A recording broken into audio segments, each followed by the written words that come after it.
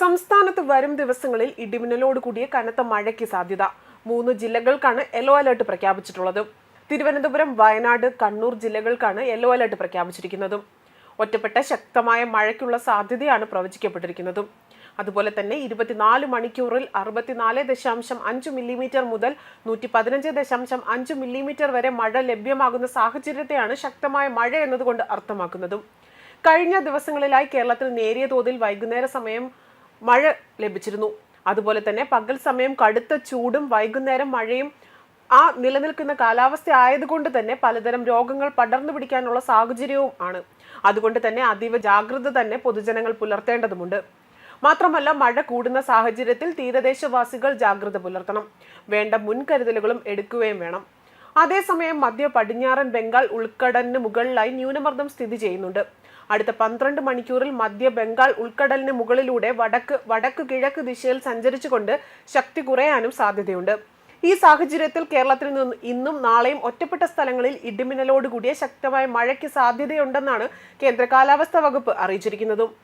നാളെ മലപ്പുറം, വയനാട്, കണ്ണൂർ ജില്ലകളിൽ yellow alert പ്രഖ്യാപിച്ചിരിക്കുകയാണ്.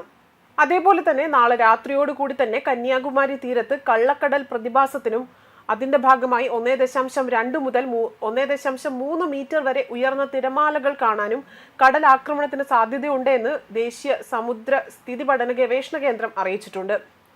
അതുപോലെ കടൽ ആക്രമണത്തിന് സാധ്യതയുള്ളതിനാൽ തന്നെ മത്സ്യത്തൊഴിലാളികളും തീരദേശവാസികളും ജാഗ്രത പാലിക്കണം. കള്ളക്കടൽ പ്രതിഭാസം അത് രൂക്ഷമാകാൻ സാധ്യതയുള്ളതിനാൽ തന്നെ അപകട മേഖലകളിൽ നിന്ന് അധികൃതരുടെ നിർദ്ദേശാനുസരണം തന്നെ മാറി താമസിക്കണമെന്നും അറിയിക്കുന്നുണ്ട്. ചെറിയ വള്ളങ്ങളും ബോട്ടുകളും കടലിലേക്ക് ഇറക്കുന്നതും ഈ സമയത്ത് ഒഴിവാക്കേണ്ടതാണ്. അതേസമയം ഇപ്പോൾ പെയ്യുന്ന മഴയെല്ലാം മൺസൂണിന്റെ അഭാവമാണോ എന്നാണ് പലരുടെയും തെറ്റിദ്ധാരണ. കാരണം പണ്ട് മഴ വന്നാൽ മൺസൂൺ വന്നു എന്നതായിരുന്നു കണക്കാക്കിയിരുന്നതും. കൂടാതെ തന്നെ ഇന്ത്യയിലെ പ്രധാന ഭൂപ്രദേശങ്ങളിലേക്കുള്ള മൺസൂണിന്റെ കവാടം അഥവാ എൻട്രി പോയിന്റ് ആയിട്ടുള്ളത് കേരളത്തെയാണ് കണക്കാക്കിയിരിക്കുന്നതും. കേരളത്തിലെ 14 ജില്ലകളിലെയും മെയ് 10 ശേഷമുള്ള എല്ലാ ദിവസത്തെയും മഴ നോക്കിയിട്ടാണ് പണ്ട് മൺസൂൺ വന്നോ ഇല്ലയോ എന്നത് കണക്കാക്കിയിരുന്നത്. എന്നാൽ ഇന്നത്തെ കാലത്തെ മാറിയ സാഹചര്യത്തിൽ മഴ പെയ്താൽ മാത്രം മൺസൂൺ വന്നു എന്ന് പറയാൻ സാധിക്കത്തില്ല. അതിന് 3 മാനദണ്ഡങ്ങളാണുള്ളത്. അറബിക്കടലിൽ ഒരു പ്രത്യേക ഏരിയ കണക്കാക്കിയിട്ടുണ്ട്. ആ ഏരിയയിലെ കാറ്റിന്റെ വേഗതയും പൊക്കവും മേഘത്തിന്റെ അളവും നോക്കിയാണ് പെയ്യുന്ന മഴ മൺസൂണിന്റെ ഭാഗമാണോ അല്ലയോ എന്നത് തിരിച്ചറിയുന്നത്.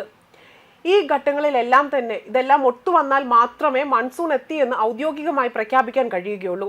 തെക്ക് പടിഞ്ഞാറൻ കാലവർഷം, അതായത് സൗത്ത് വെസ്റ്റ് മൺസൂൺ, വടക്ക് കിഴക്കൻ കാലാവസ്ഥ എന്നിങ്ങനെ 2 മൺസൂണുകളാണ് കേരളത്തിനുള്ളത്. തെക്ക് പടിഞ്ഞാറൻ മൺസൂണിൽ കാറ്റിന്റെ ദിശ കേരളത്തിലേക്ക് തെക്കു പടിഞ്ഞാറൻ ദിശയിലേക്കാണ് വീശുന്നതും. വടക്ക് കിഴക്കൻ മൺസൂണിന്റെ സമയത്ത് കാറ്റ് വടക്ക് കിഴക്ക് ദിശയിലേക്ക് കേരളത്തിലേക്ക് വീശുക. കൃത്യം എതിർ ദിശയിലേക്കാണ് ഈ 2 സീസണുകളിലും കാറ്റ് വീശുന്നത്. അതുകൊണ്ടാണ് ഇതിനെ season reverse follow of wind എന്ന് പറയുന്നത്. ഇത്തരത്തിൽ കാറ്റിന്റെ ദിശ കൂടി മാറിയെങ്കിൽ മാത്രമേ അതിനെ മൺസൂൺ എന്ന് പറയാൻ സാധിക്കത്തുള്ളൂ. ന്യൂസ് ഡെസ്ക് കർമ്മ ന്യൂസ്.